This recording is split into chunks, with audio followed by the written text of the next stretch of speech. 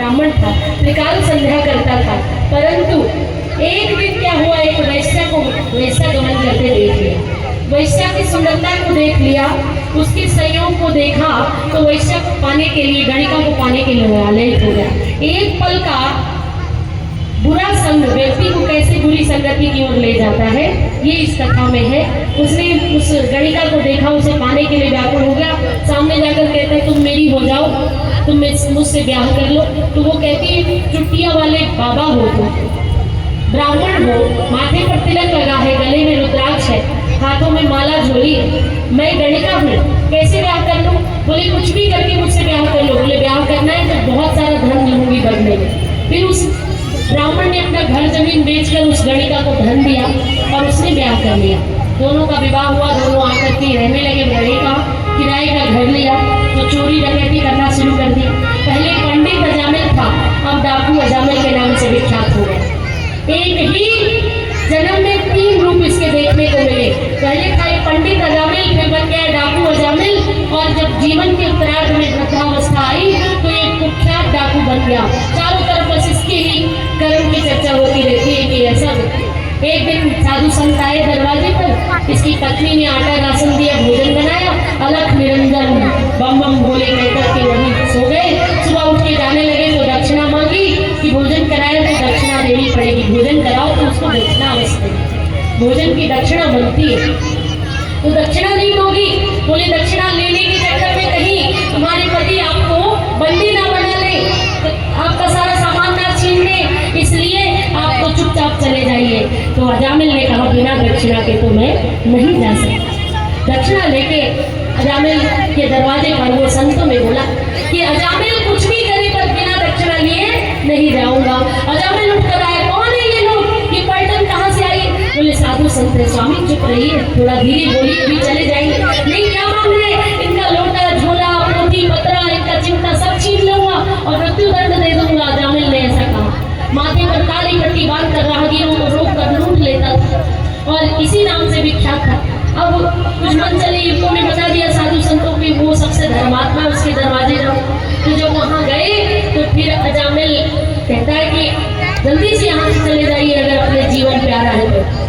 संतों ने कहा आपका अन्न खाया है आपके घर का, तो बिना कल्याण किए नहीं जाऊंगा। साधु अगर किसी के घर में एक रोटी खाता है तो उसके जन्मों जन्मों के पाप क्षरण हो जाते हैं, उसके पापों को नष्ट करने की सामर्थ्य साधु संत में होती है। वो कभी लेने नहीं आते, अगर आते हैं तो कुछ न कुछ देने आते।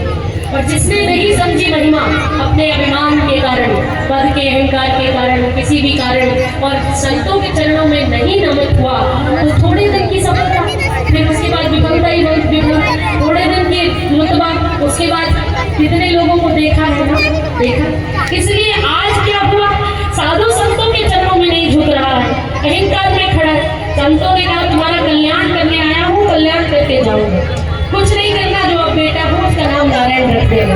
इसकी पत्नी गर्भवती तो कहा चलो इतनी सी तो बात है। पत्नी ने आंख दिखाई, नाम रखने में क्या ही बुराई है। और कितना बड़ा डाकू था वो पत्नी से ये भी डरता था, कितना ही बड़ा अधिकारी हो, कितना भी बड़ा पद हो, लेकिन अपनी अपनी पत्नी से तो सभी डरते हैं। तो फिर क्या हुआ, अब पत्नी से डर के चुपचाप गया, सो गया, और पत्नी से जो अब बच्चा हुआ उसका नाम नारायण रखा।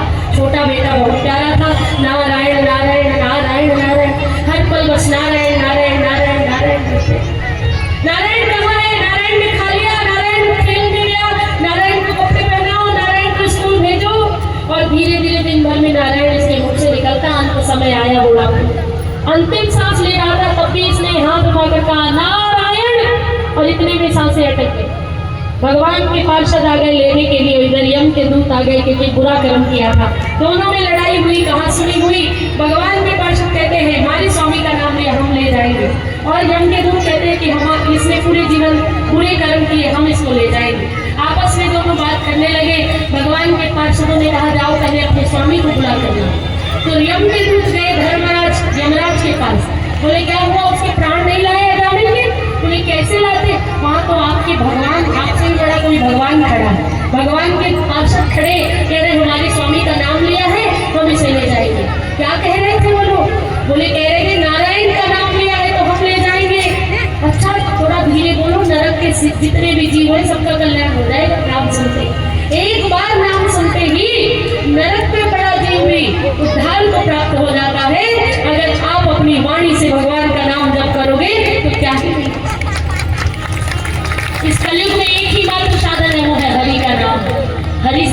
का नाम है, मोहन से बड़ा मोहन का नाम है।